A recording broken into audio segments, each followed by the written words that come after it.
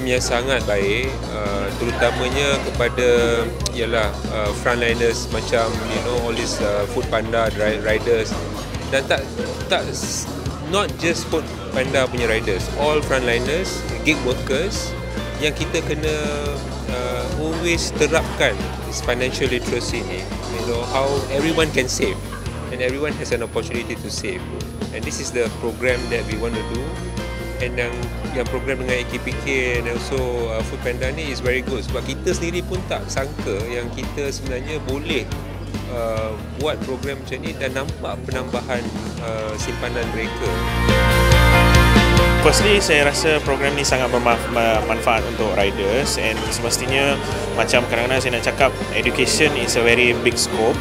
So saya rasa it's a very good program to educate the riders lah.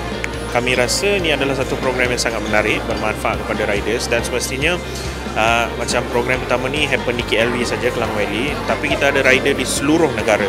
So semestinya kita nak expand program ni kepada lebih banyak tempat, ke negeri yang jauh-jauh, Sabah, Sarawak kan, sebab saya rasa di luar pun ada ramai yang memerlukan education dan exposure kepada savings dan semuanya ni lah.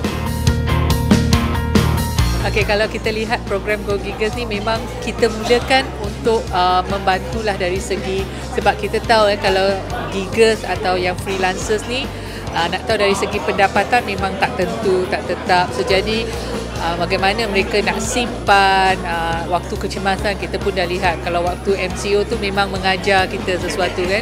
Kalau kita tak ada pendapatan tetap, memang akan nampaklah kesannya.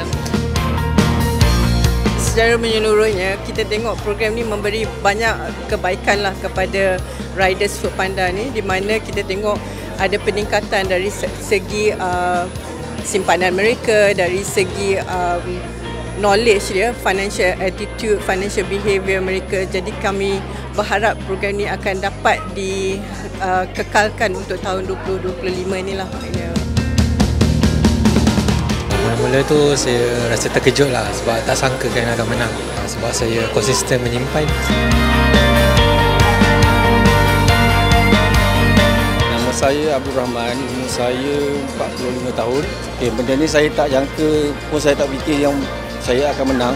So saya rasa terkejut lah dan rasa happy sangat. Saya boleh menang, mungkin saya menyimpan SSP secara strategik. Banan saya memang saya akan simpan setiap hari serendah RM10. Saya harap program ni akan diteruskan lagi lah.